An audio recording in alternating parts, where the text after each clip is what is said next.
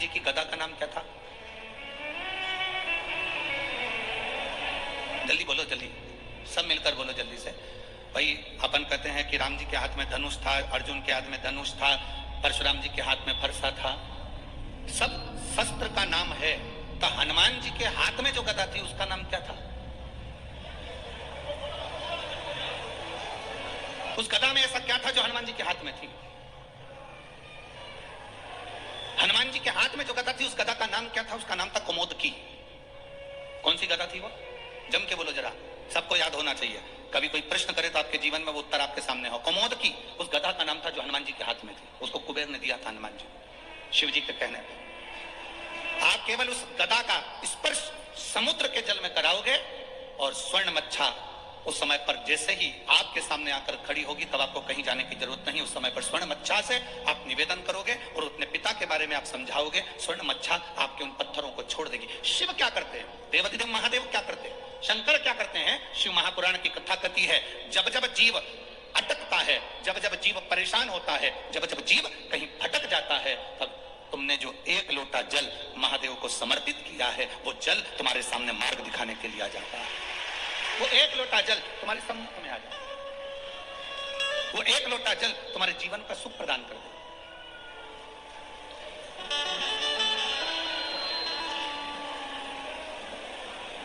महाराज,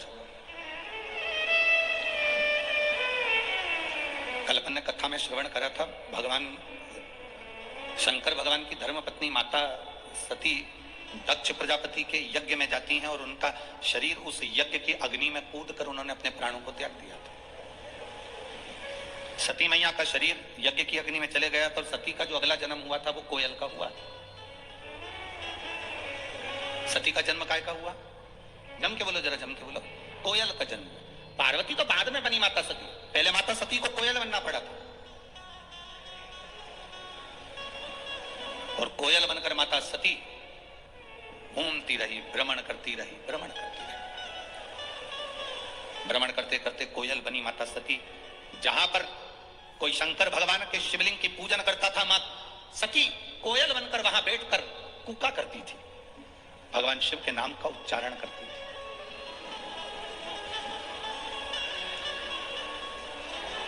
अब किसी ने प्रश्न किया, गुरुजी भगवान शंकर की पत्नी थी माता सती, तो उनको कोयल तो बनना नहीं था, वो कोयल क्यों बनी?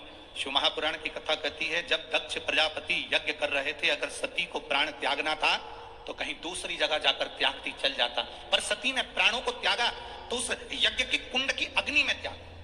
कोई साधु, कोई सन्यासी, कोई तपस्वी, कोई साधक, कोई उपासक, कोई संत, कोई ब्राह्मण, कोई गृहस्थी भी अगर कोई अच्छा कार्य कर रहा है, कोई तुम्हारे नगर में, तुम्हारे गांव में, तुम्हारे क्षेत्र में, तुम्हारे इस परिवार में कोई अच्छा काम कर रहा है, उसमें कभी अड़चन मत डालो। अगर अड़चन डालते हो तो अड़चन डालने वाला एक ना एक दिन पक्षी का जन्म पाता है। पक्षी का जन्म उसको लेना ही पड़ता है।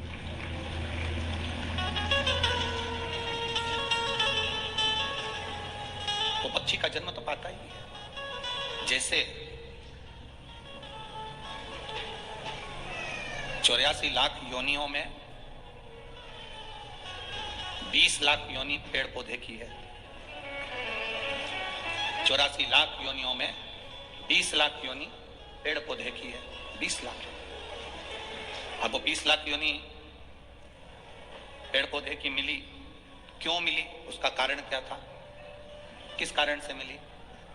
केवल एक कारण था पेड़ पौधे की योनि पाने का, कि आप अपने आसपास में जितने वृक्ष लगे रहते हैं, जितने पेड़ पौधे लगे रहते हैं, जितने वृक्ष लगे रहते हैं, उन वृक्षों को आप काटते हो, तोड़ते हो, बेकार कर देते हो, तो वो वनस्पति का जो देवता है वो भी आपको वृक्ष बनने का, पौधा बनने का श्राप देता है।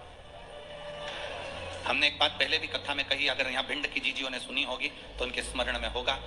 बेलपत्री का पत्ता बेलपत्री के वृक्ष से तोड़ लो, उतार लो, मना नहीं है। तुलसी का दल तुलसी के पौधे से उतार लो, मना नहीं है। पीपल का पत्ता पीपल के वृक्ष से उतार लो, मना नहीं है। आंवले का पत्ता, आंवले का फल वृक्ष से उतार लो, मना नहीं है, पर इतना शिव महापुराण की कथा कहती है कि बेलपत्री का वृक्ष की डाली नहीं टूटना चाहिए, आंवले के वृक्ष की डाली नहीं टूटना चाहिए, तुलसी के पौधे की डाली नहीं टूटना चाहिए। ये डाली अगर टूटती है तो जीव कितना भी दान करा हो, कितना भी पुण्य करा हो, कितना भी सत्कर्म करा हो, वो सब व्यर्थ चले जाता है, उसका कोई फल नहीं। आपको अगर बेलपत्र की जरूरत है, आप बेलपत्र लिए और बेलपत्र की आपको जरूरत है, आप डाली में से बेलपत्र तोड़ो ना। डाली क्यों तोड़ना, आप उस बेलपत्र का प्रयोग करो। शंभु शरणे पड़ी मांगू घड़ी रे घड़ी, दुख काटो दया करी ने दर्शन। आपको जरूरत है, आप ले बेलपत्री का पत्ता। एक बेलपत्री के पत्ते में क्या औषधि है, जिस दिन आप जान जाओगे उस दिन बेलपत्री के पेड़ को कभी नहीं तोड़ोगे। हाँ, बेलपत्री का वृक्ष सूख गया, हरा नहीं रहा, पत्ते नहीं है, हरापन नहीं है, पूरा सूख गया। बेलपत्री के वृक्ष को बजा कर देखो, पूर्ण तरह से अगर सूख गया है, तब उसकी जो जड़ निकाली तुमने, उस जड़ को निकालकर इधर उधर फेंकना नहीं, उसका चंदन बनाकर एक मुठिया बनाकर तैयार रखो। और जब तुम्हारे जीवन में तुम्हें लगे कि हरे वृक्ष को नहीं काटना, हरे वृक्ष को बेकार नहीं करना, जो बेलपत्री का वृक्ष सूख गया हो, जो पत्ती नहीं आ रही, फल नहीं आ रहा है, पूरा सूख गया, उसको तुमने बजाकर देख लिया कि बेलपत्री का वृक्ष पूर्ण तरह से सूख चुका है, ये किसी काम का नहीं रहे, थोड़े समय के बाद लोग इसे काट लेंगे, उसमें पत्ती नहीं आती, फल नहीं आता, पूरा सूख गया है, उसमें ना पत्ती है ना फल है, अड़भंगा है, बिल्कुल खाली। उस बेलपत्री के वृक्ष की जड़ को, उस तने को, उसको निकाल लो और उसकी एक अच्छी मुठिया बनाकर तैयार है। उस मुठिया को तुम्हारा मन पड़े, जिस दिन तुम्हारे पास में चंदन घिसने का सिलवट्टा हो, उस पर घिसकर उस चंदन को एकत्रित कर एक प्रदोष, एक शिवरात्रि हर महीने आती है, प्रदोष हर महीने आती है, सोमवार की अष्टमी 2-2, 3-3 महीने में जरूर आती है। अगर आपने प्रदोष के दिन शंकर भगवान को बेलपत्री का चंदन लगाया है, शिवरात्रि के दिन आपने बेलपत्री का चंदन लगाया है, और यदि सोमवार की अष्टमी के दिन बेलपत्री का चंदन लगाया है, इन तीनों डब्बी को आप अलग अलग कर लीजिए। एक डब्बी रख लो आपके पास में कि मैंने सोमवार की अष्टमी के दिन बाबा को चंदन का लेपन करा है और बेलपत्री का चंदन लगाया। उस चंदन को निकालकर शिवलिंग में से निकालकर एक डब्बी में भरकर रख लीजिए, या तो कोई प्लेट में उसको सुखा लो, प्लेट में सुखा लो उसको, और प्लेट में सुखा लो उसको, और या तो गोली बनाकर उसकी गोली बनाकर रख लो। दूसरा, प्रदोष के दिन बाबा को जो तुमने बेलपत्री का चंदन लगाया, परंतु याद रखना हरे वृक्ष की डंडी को नहीं सुखाना है, सूखा हुआ वृक्ष। और यदि आपने प्रदोष के दिन का चंदन बनाया है तो उसको बाबा पर लगाकर उसके लेपन को आप निकालकर उसकी गोली बनाकर रख लीजिए। तीसरा, शिवरात्रि के दिन आपने बाबा को अगर बेलपत्री का चंदन लगाया है तो उसको शिवलिंग पे से उतारकर उसको प्लेट में सुखाकर उसकी गोली बनाकर रख लीजिए। अब प्रयोग करिएगा, कभी मौका मिल जाए तो प्रयोग कर देखिएगा। शरीर में कहीं पर भी गांठ पड़ गई हो और डॉक्टर कह रहा है कि इसका ऑपरेशन जरूरी है, तो प्रदोष के दिन जो आपने बाबा के ऊपर बेलपत्री की जड़ का जो चंदन का लेपन करा है, उसकी जो गोली बनाई है, उसको 15 दिन तक रोज एक गोली पानी से निकलना प्रारंभ करो। कुंदकेश्वर महादेव का नाम लेकर उस गोली को खाना प्रारंभ करिए। आपको 15 दिन के बाद डॉक्टर से जांच कराने के लिए जाइए, गठान धीरे धीरे गलना प्रारंभ हो गई है, गांठ धीरे धीरे गल रही है, उसका फल मिलता है। प्रदोष वाली बेलपत्र का, चंदन का जो गोली तुमने बनाई, उसका फल तुम्हें मिलेगा।